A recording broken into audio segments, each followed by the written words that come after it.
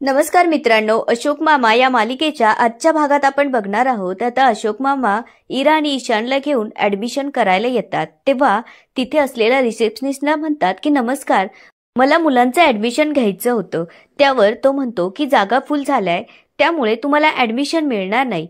त्यावर अशोक मामा म्हणतात, कसं काय? माझ्या सुनेने जेव्हा तुम्हाला फोनवर विचारलं तेव्हा तर तुम्ही या म्हणाला होतात. तेव्हा तो माणूस म्हणू लागतो की कसले माणसं आहेत, वेळेवर येता येत नाही का? आणि हळूच कुजबुजत म्हणतो की गाडी सुटतानाच प्रत्येकाला चढायचं असतं. तेव्हा अशोक मामा म्हणतात, काय म्हणालात? त्यावर तो म्हणतो की काही नाही, तुम्हाला सांगितलं ना की ऍडमिशन फुल झाले. त्यावर अशोक मामा म्हणतात, ओ तुम्ही संस्कार वर्गाचे प्रतिनिधी आहात ना? तेव्हा तो अशोक मामांकडे बघू लागतो. तेव्हा अशोक मामा म्हणतात, इथे येणारा प्रत्येक माणूस हा तुम्हाला आधी भेटतो ना. तुम्हाला जर कसं वागायचं बोलायचं याचे संस्कार नसतील तर तुम्ही या मुलांवर काय संस्कार कराल? त्यावर तो म्हणतो की मी फक्त रिसेप्शनिस्ट आहे. तेव्हा हा संस्कार वर्ग चालवणारे दुसरेच कोणी आहे. तुम्ही आयत्या वेळी आमची गैरसोय करता आणि वरून आम्हालाच लेक्चर देतात. त्यावर अशोक मामा म्हणतात, किती उर्मट माणूस आहे हा. पुढे ते म्हणतात, बरं झालं तुमच्या जागा फुल झाल्यात. जागा रिकामी असती ना तरी देखील मी माझ्या नातवंडांना पाठवलं नसतं. चला रे. आता इरा आणि ईशान खुश होतात आणि नाचू लागतात. तेव्हा अशोक मामा त्यांना म्हणतात की काय झालं? तितक्यात तो रिसेप्शनिस्ट अशोक मामांना आवाज देतो आणि म्हणतो, आत्ताच एक मेल आलाय, 4 मुलांचं ऍडमिशन कॅन्सल झालंय.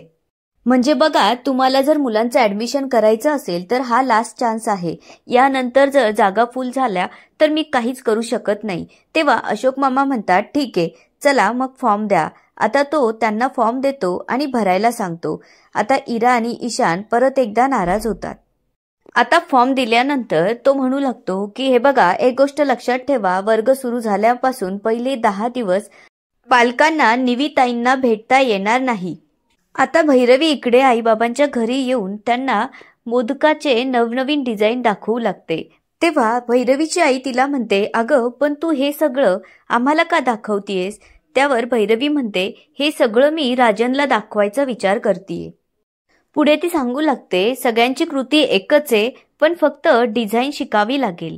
आता ती म्हणते की मुलं आज संस्कार वर्गात गेल्यामुळे आज मला रिसर्च करायला वेळ मिळाला. आता इकडे संस्कार वर्गाचा पहिला दिवस असतो. तेव्हा निविताई मुलांना म्हणत असतात की आज खूप गंमत येणार आहे, कारण आज मी प्रत्येकाला नाव विचारणार आहे आणि घरात त्यांना कोण ओरडतं हे त्यांनी सांगायचंय.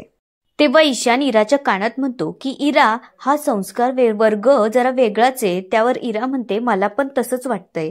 इकडे भैरवीचे आईबाबा तिला म्हणत असतात, पण हा प्रयोग करायला तुला एवढा वेळ नाही मिळणार आहे, त्यामुळे तुला हातानेच मोदक बनवावे लागतील, कारण तुला बल्कमध्ये मोदक बनवायचे आहेत. एवढा तुझ्याजवळ टाइम नसणार आहे. त्यामुळे आता भैरवी जरा नाराज होते. तेव्हा तिची आई तिला म्हणते, अगं आम्ही तुला डिस्करेज नाही करत आहे, उलट तू ना तुझ्या मोदकांचा दर्जा उत्कृष्ट ठेव, तोच तुझ्यासाठी वेगळेपण असेल. त्यावर भैरवी म्हणते, मला तुमचं म्हणणं पटतंय. खरं म्हणजे उत्साहाच्या भरात मी प्रॅक्टिकली विचारच केला नव्हता.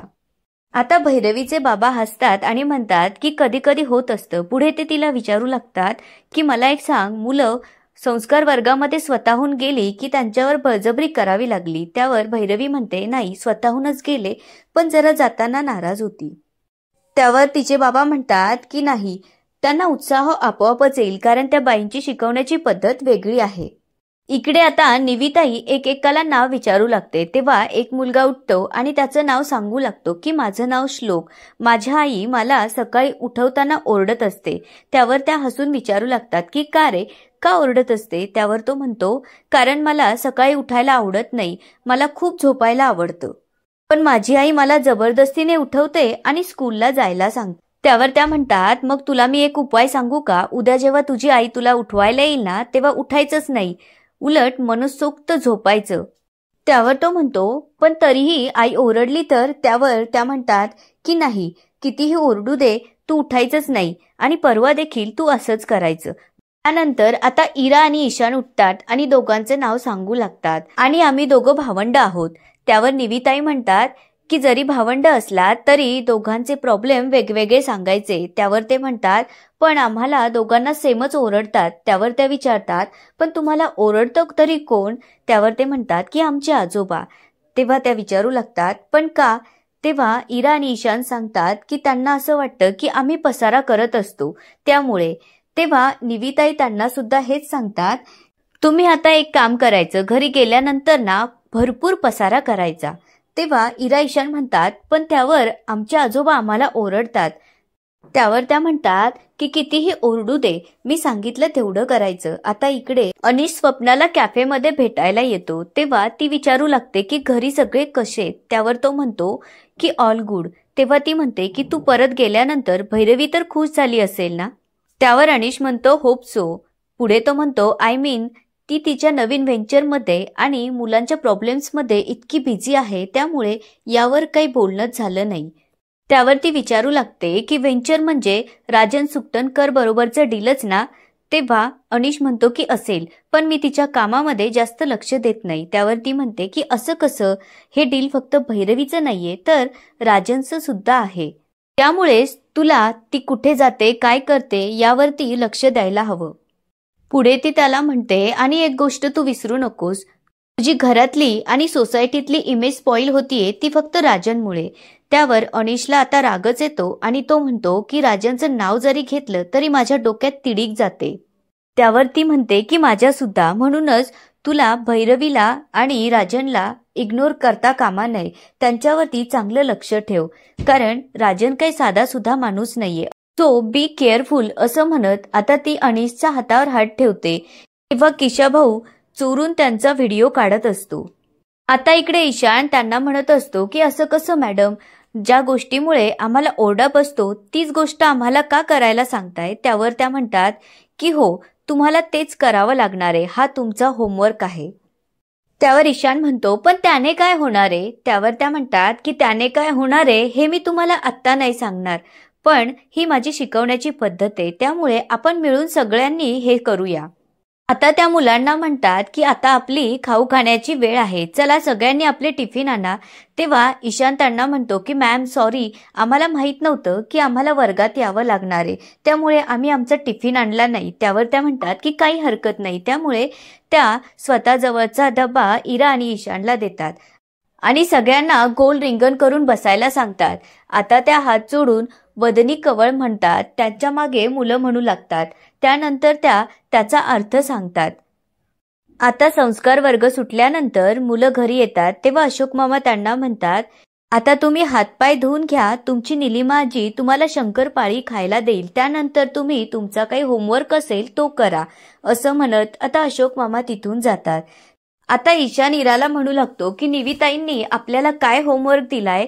त्यावर इरा म्हणते की ज्या गोष्टीमुळे तुम्हाला मोठे ओरडतात ना ती गोष्ट करायची, म्हणजे पसारा करायचा. तेव्हा इरा म्हणते पण आजोबा ओरडतील. तेव्हा ईशान म्हणतो आजोबा इतक्यातच काय बोलले की तुम्हाला काय होमवर्क दिला आहे तो करा, त्यामुळे आता आपण पसारा करूया. असं म्हणत आता इरा आणि ईशान पसारा करू लागतात. तितक्यात अशोक मामा येतात आणि त्यांना म्हणतात की हे काय झालंय, भूकंप झाला बिला की काय. त्यावर ईशान म्हणतो की नाही आजोबा, हे सगळं आम्ही केलंय. त्यावर अशोक मामा म्हणतात की काय. तेव्हा इरा म्हणते तुम्हीच आता म्हणालात ना की होमवर्क करा. त्यावर अशोक मामा म्हणतात मी होमवर्क करायला सांगितला होता, पसारा करायला नाही. अरे तुमचा संस्कार वर्ग तुमच्या कृतीतून तरी दिसू द्या ना. त्यावर ईशान म्हणतो की आजोबा आम्हाला हेच सगळं करायला सांगितलं होतं. त्यावर अशोक मामा डोक्याला हात लावतात आणि म्हणतात काय पसारा. आता ते रागातच त्यांना म्हणू लागतात मी 10 मोजतो, तोपर्यंत हा जो काही पसारा केलाय ना तो आवरायचा, नाहीतर तुमचा तो संस्कार वर्गच मी बंद करेल.